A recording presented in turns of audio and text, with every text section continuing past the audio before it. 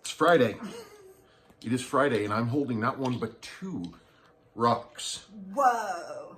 I just found them on the floor. Question is, the giant mystery for the day, are they ammonites? Of course they are. Well, no. Nothing's an assumption, though. Yeah, there it is right there. I'll insert a picture for you folks. See, there's the first one, the zoop. There's the other big curve that runs around. Okay, now the second one. I'm only 50% right.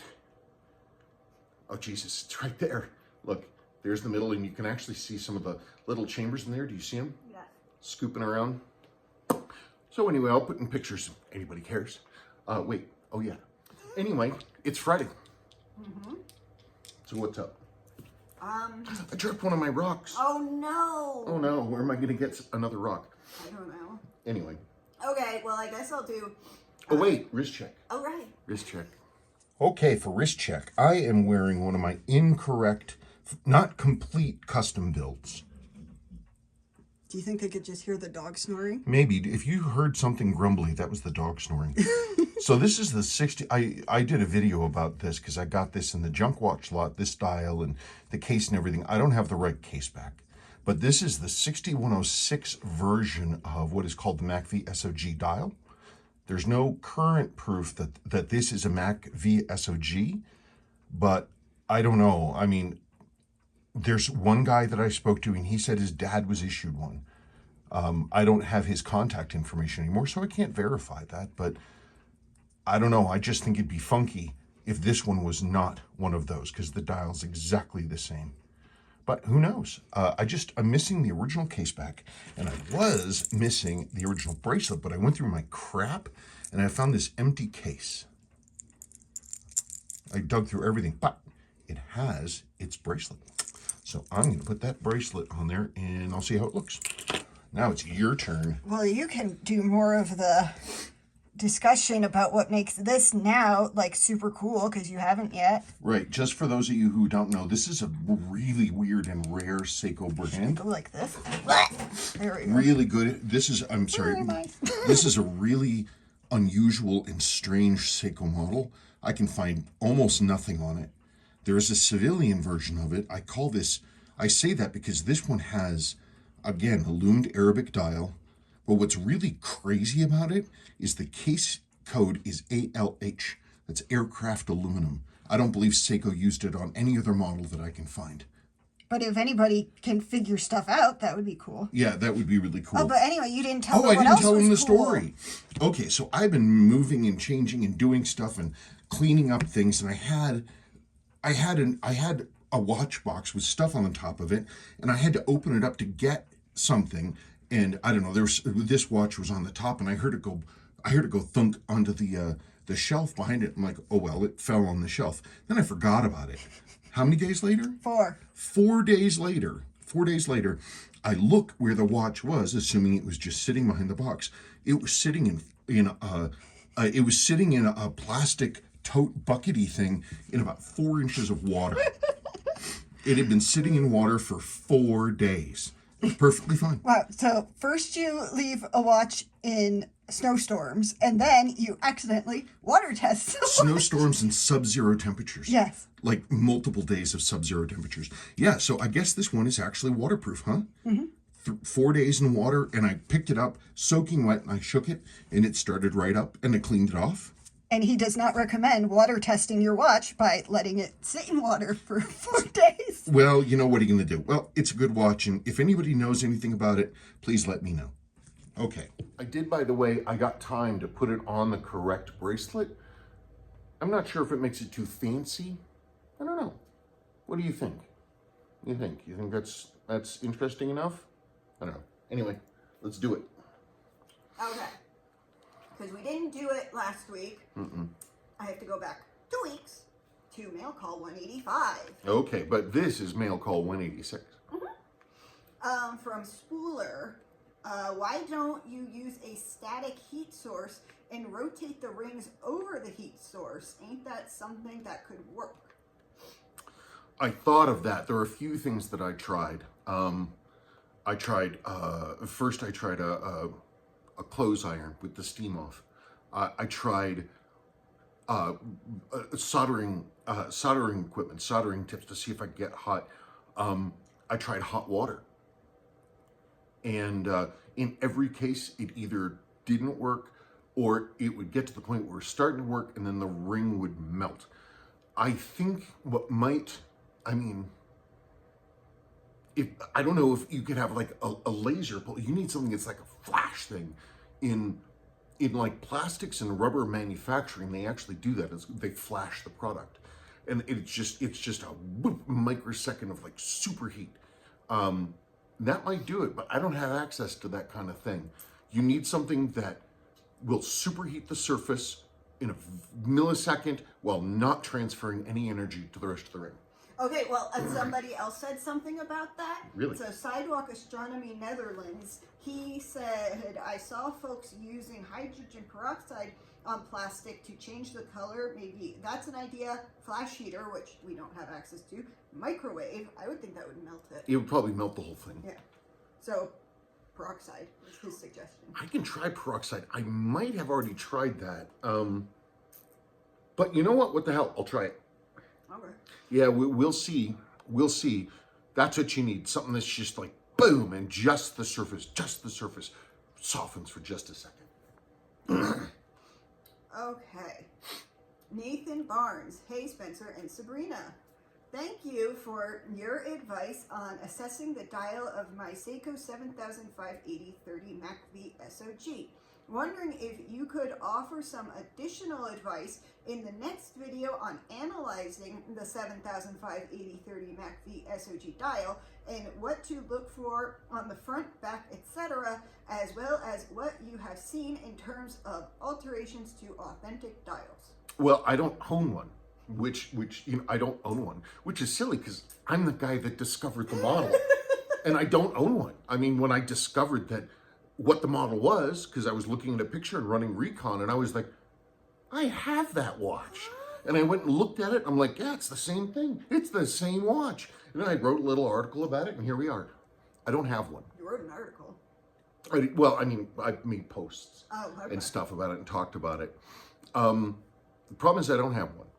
The dials are very simple. They're not quite a matte. They're like a semi, like kind of eggshelly finish in black. The numbers are screen printed with sort of a tritium style, slightly tan lume over the silver printing of the numbers below them. You can sometimes see the edge of it.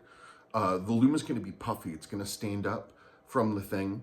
On the back, it's going to have Seiko's typical stuff, which is you're going to see the round things of milling. It's not going to say anything, but it could very well, and in fact should, have a date stamp, a date ink stamp on the back of it.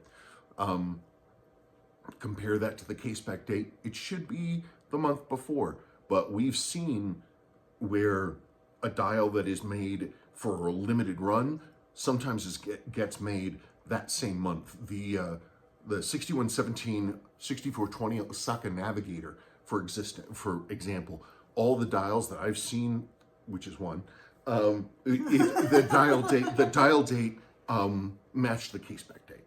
So who knows? Okay. Are you listening? Oh. Or what are you dancing for? I'm looking for my water. Is it behind me? It fell. Ah. There you go. Got it. From Gareth Brennan. Hello, Spencer and Sabrina. Spencer, do you know of any vintage Bellmatics that came in a sports watch case? I love the fact that Seiko had the audacity to make a movement like that way back in the 70s, but I'm not really into dress watches. I like my bezels. It's the biggest It's the biggest self-imposed limitation on the Bellmatics that Seiko did. They only made them in basically dress models. Later on, I mean, they had a few that was pretty wacky. There's one, I don't remember the number, but it was the UFO. And it's a huge, huge thing. It looks like if you cracked an egg, and the white was the watch case, and the yolk was the crystal and all the other stuff underneath it, I mean, it had to be like if the inner part of the whites are sticking up. Like a poached egg? Yeah, something like that. But anyway, that's the thing. And that's the closest to a sport one I can think of. They had some, too, that were what is called a bracelet watch. And so the case was specifically made to use a particular tapered bracelet that matched the outer width of the case. Those are kind of sporty, but yeah, like you, I like my bezels. But I guess they determined that they just wanted to stick to business and have business be business. Okay. Ivan Mejia. I'm assuming that it is, or it's Mejia. I don't know. Mejia. Well, but the first name's Ivan. If the first name was like Jose, I'd say the J was like an H. I don't know. Well, here's the thing. I mean, there have to be. I mean, I don't know if the pronunciation changed. Ivan can come and go, but the gentleman. Well, no, but what I'm saying is I don't know if I'm supposed to pronounce it like it's Spanish. That's all. If she got it right, please let us know. We would assume that we would pronounce it correctly. Mm-hmm. No, wait, it's Mejia. Mejia. I mean, we don't say tortilla. One time he did. I did not. No, in the store you were joking with me and you were like, do you need any tortillas? And these two ladies looked at you like... You never know, man. Ivan Mejia, he's written us a million billion times. Oh, I'm sorry, dude. Hi, Spencer. The 7S26 movement was officially discontinued in 2019 with the new 5KX series. However, is it still possible for Seiko to make a watch in 2020 with that movement, or 2023? I bought an SNK 809 with an 07 serial on Amazon, so curious if it's 2020 made. Oh, I get it now. My guess is that Seiko made a ton of the 7S26 movements, which they have stocked in factories and continued casing them until stock was over. What's your opinion on this? I thought about this a while ago, because when the SKXs, it was rumored they were going to be taken out. I went to a couple of my suppliers and I looked at their inventory lists, and even, you know, a good long time after those movements weren't supposed to be used anymore, you could buy them from part suppliers, and they weren't even cheap. I'm sorry, they were cheap. They were incredibly cheap. And yeah, I think the SNK 809, I think, is available right now. And that's what, 3 years? So yeah, they're just, I don't know, they made a million of them. Great, good movements though. There's a reason. They just need to be checked for their QC on the oiling. Nielsen Gupta, what are you doing? I'm whacking my shins directly below my knees. Question for next mail call. The H558 question got me thinking. Does it need servicing every time it needs a battery change? How often should other Seiko quartz need to be serviced? Seiko quartz is, the thing about quartz watches is that they're unstressed. The train is not stressed. Like a regular watch like this, the mainspring is always pushing the entire train. Everything's under load. Quartz isn't like that. So quartz will run and run and run and run and run. You can make a quartz movement completely out of plastic with plastic pivots, and it will be fine. It'll be fine. Quartz movements should be serviced when they need to be serviced. When they stop running properly, when you notice them doing funky stuff like losing time, then go ahead and service it. I mean, don't let it run. If you wear it every single day for 17 years, I would suggest, and it's still going, I would suggest have somebody look at that. Or not. I'm eating a Tootsie Roll. I didn't get a Tootsie Roll. No, I had a Tootsie Pop. Hey! Sorry, I hit it with my hand. I can read the question. No, I'm getting back to the questions. Keith Rolla, Sidewalk Astronomy got it. Cartier came up with the tank in 1917, inspired by the shape of French tanks. It went into production in 1918. General John Pershing, head of the Allied forces, was presented with the prototype. There you go. Knowledge bomb. Mm-hmm. Do you want me to read the next one? No, I swallowed. Super 33. Question: do you think the Bellmatic is currently undervalued? For what it is, for the tech, for the build quality, well, yeah. I mean, they're beautiful. They were exquisite. At the time, they were. The movements cost Seiko the most to make. They were really expensive. I always think of them as being like really like truck-like and forward, and then I'm like, I have so many troubles with Bellmatics. Yes. It's like maybe. And they keep coming, and they keep happening, and now they're becoming popular. I think one of the last 4 I got was relatively straightforward. They're as persnickety as a chronograph. They really are.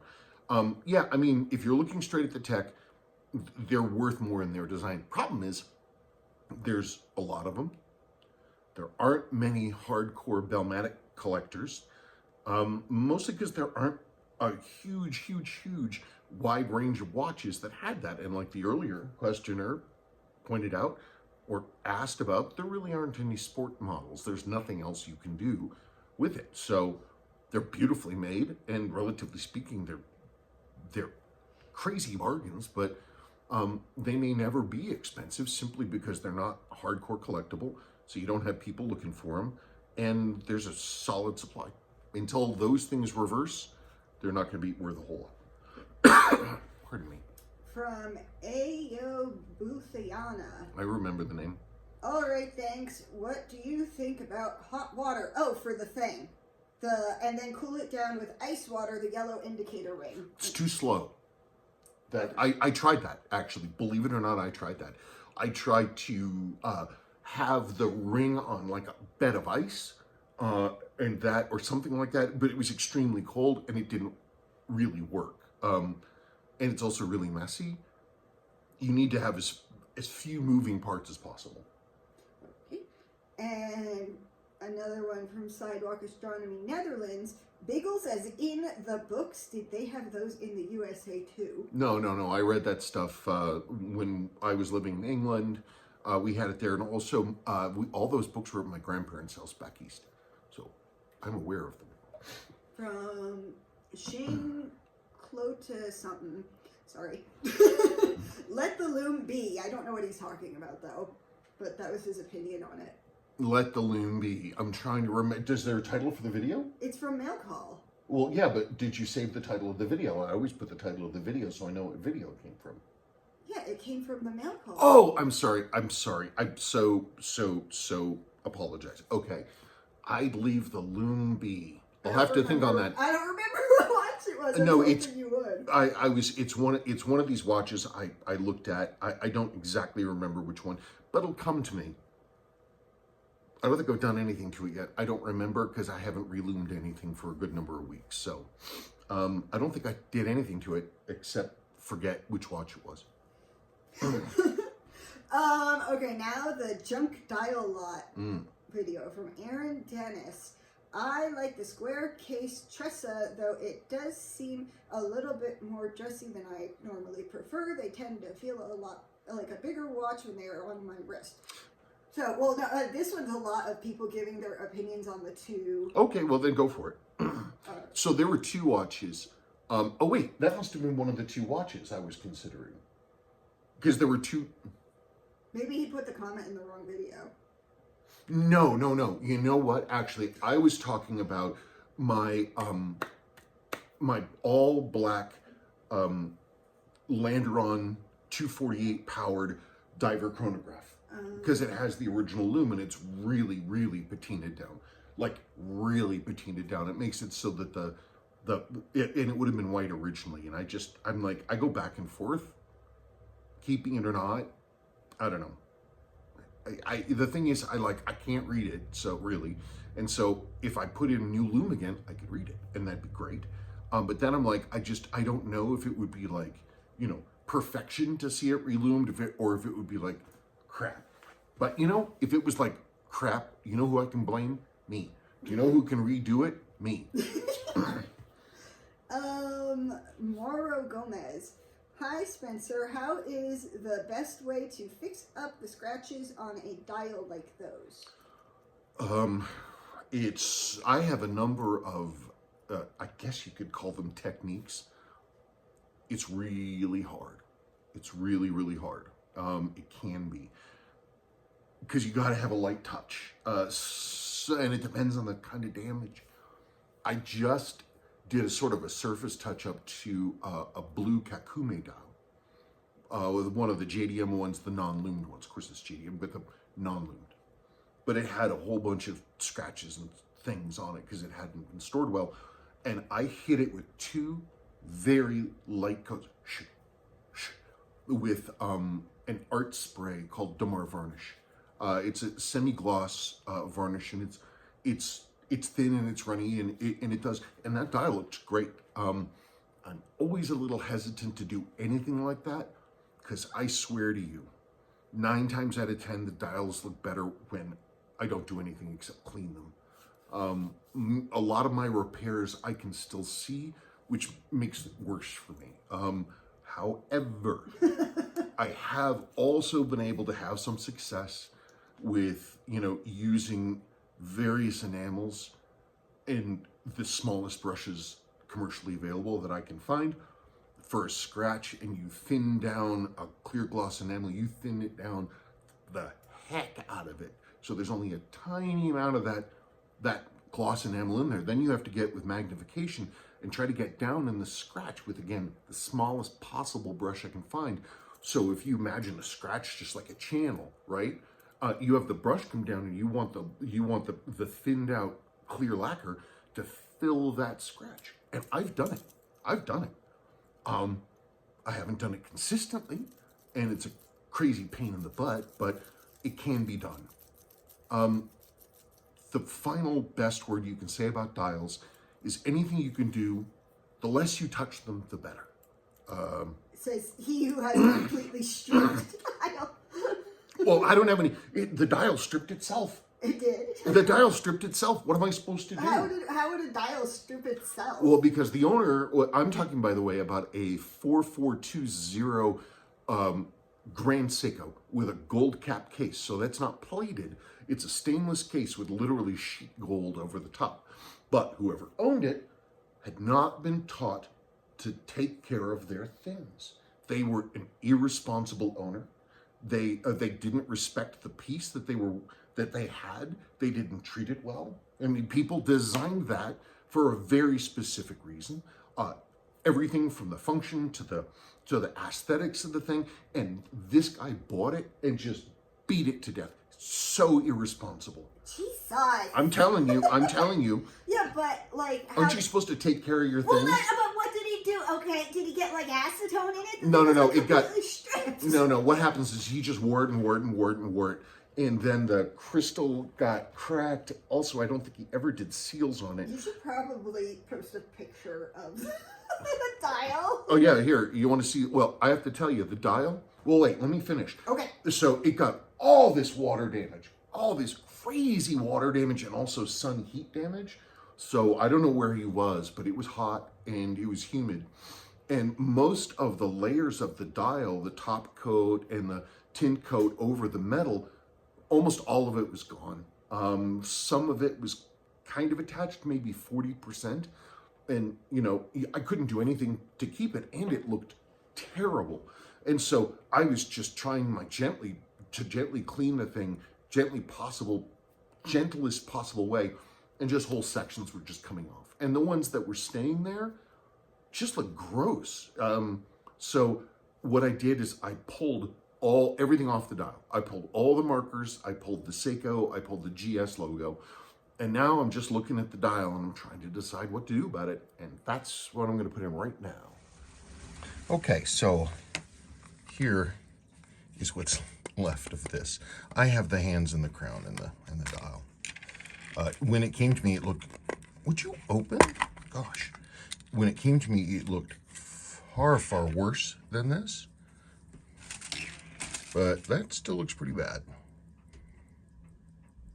Oh, it's facing the wrong way because the whole movement's turned. Hang on a sec. Okay, I think I got that. Movement kind of turned the right way, maybe. And you can see there's just not a lot left.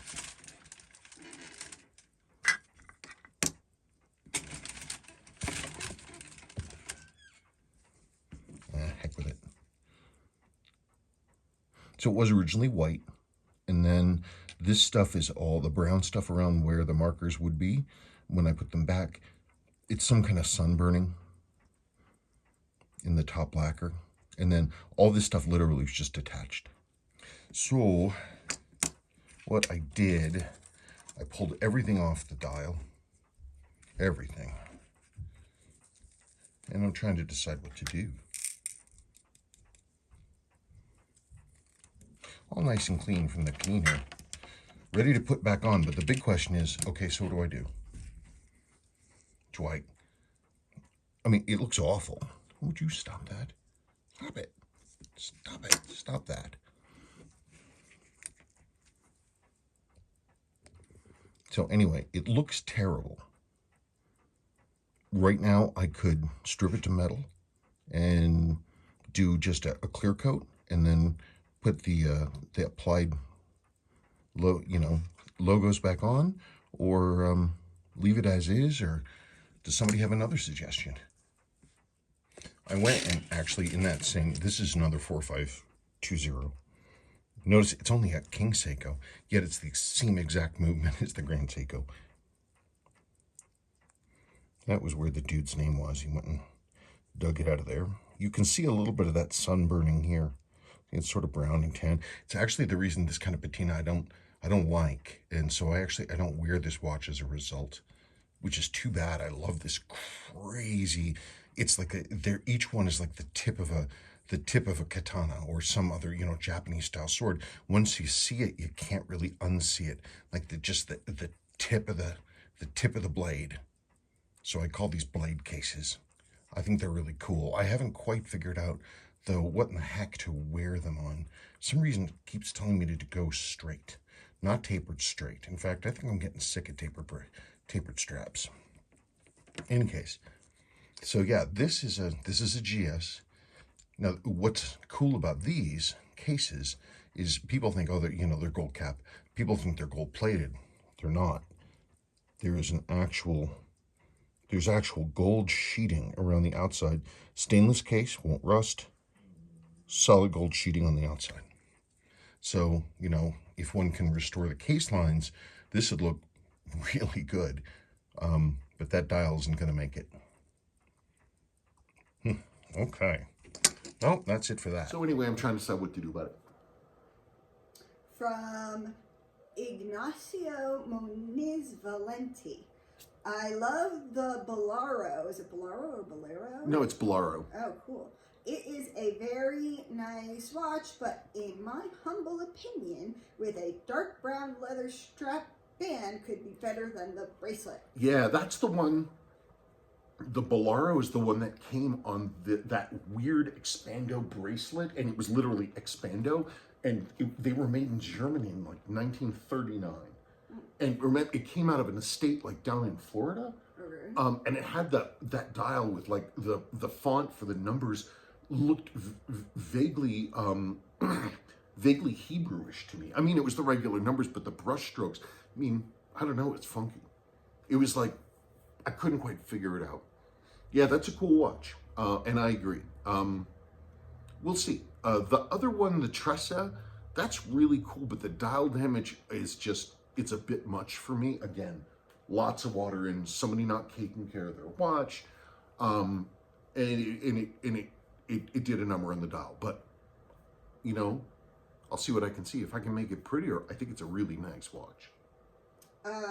Well, Sidewalk Astronomy Netherlands said that the font looks Roman, not Hebrew. He's trying to be funny. I hope. I don't think he misunderstood me. I'm talking about the font, the shape of it, and how it looks. Yes, the numbers are Roman. It's just I haven't seen that font or that typeface before. It's unusual, and I like fonts and numbers and names and stuff like that. It doesn't mean anything that I haven't seen it personally, but it seems to be kind of an unusual choice that I don't remember ever seeing in a watch before. Speedy Paul, Tressa is what he liked. That's the little tank watch.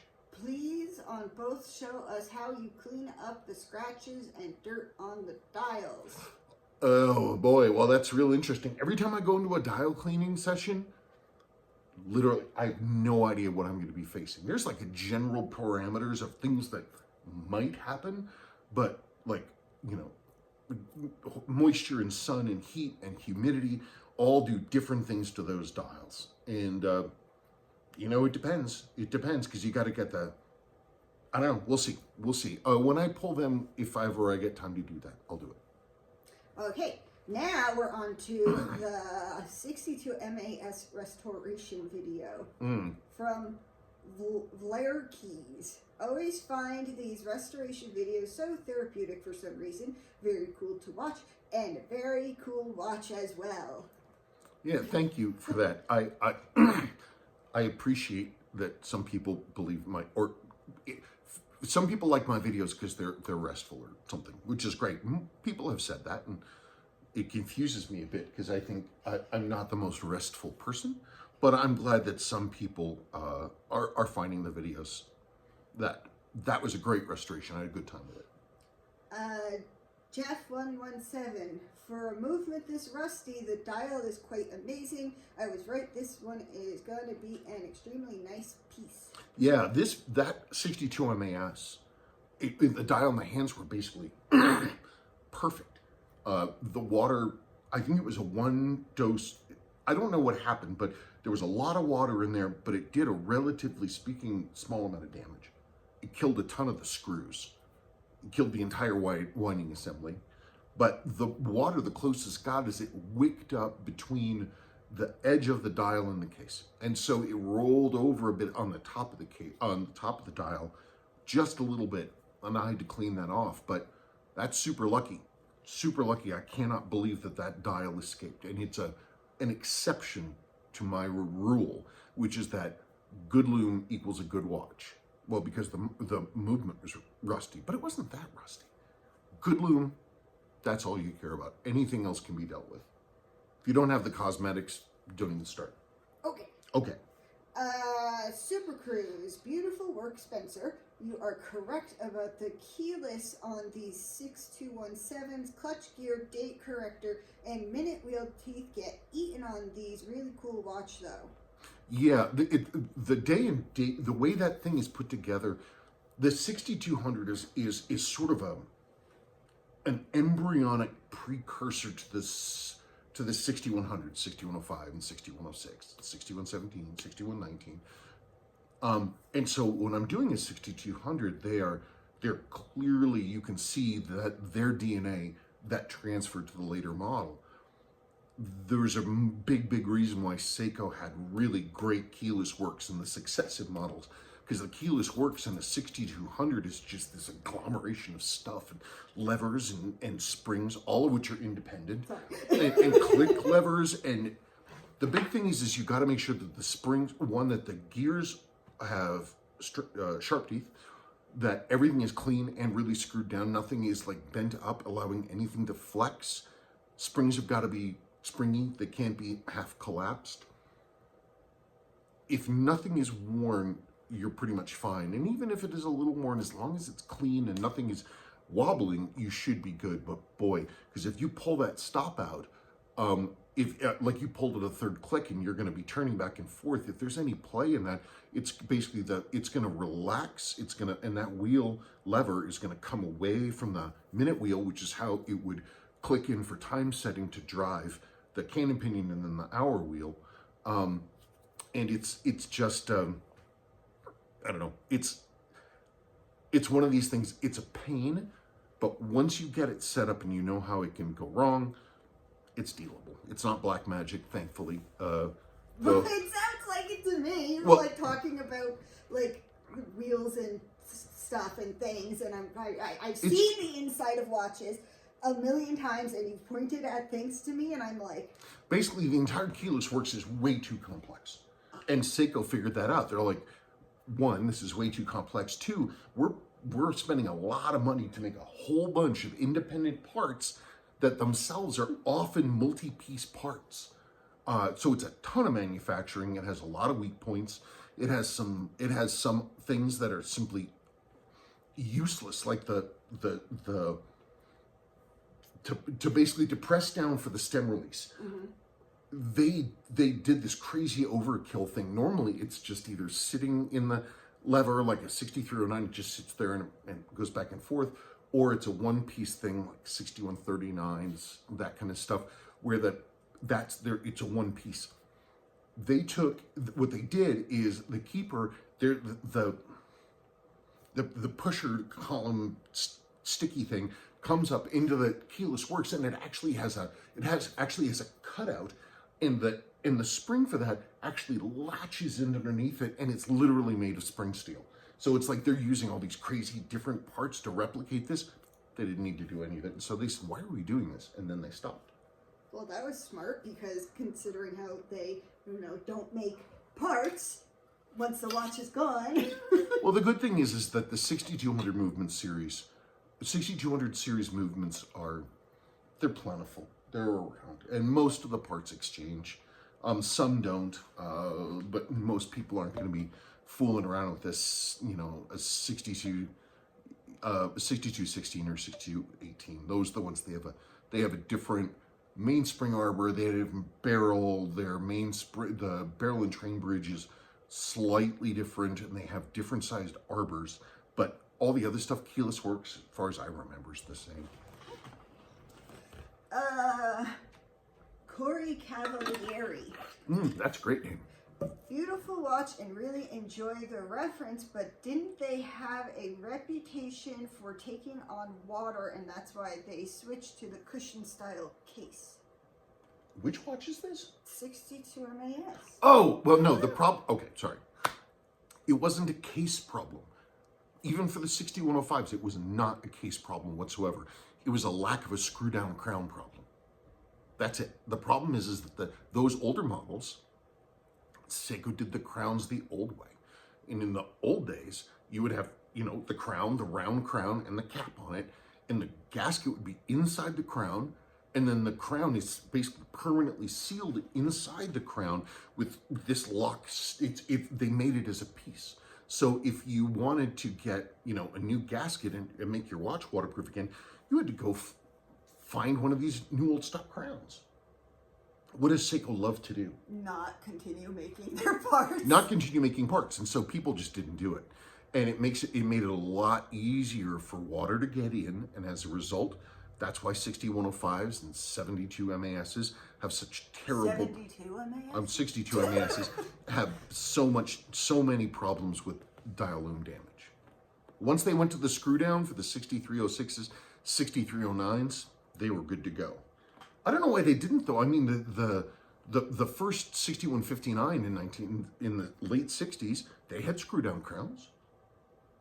The mid-1900s. I was reading Sebastian a book, and it said that something was common in the mid-1900s, and I was like, I'm old. Yeah, wild. Wild, huh? Yes. Reminds me, I remember when I went from 1999 to 2000, I was like, I don't feel any different. That's all the questions. Oh, that's it? Yeah. Oh, man, we can get on with our night. Yes, because I have to go make meatballs. She has to go make meatballs. Mm-hmm. Okay, well, I'm excited about that. She does a lot of great work with things like that. That's it, folks. I'll see you later. I have a couple other little videos I want to do if I can get my brain together. But meantime, happy Friday, happy weekend. Bye-bye.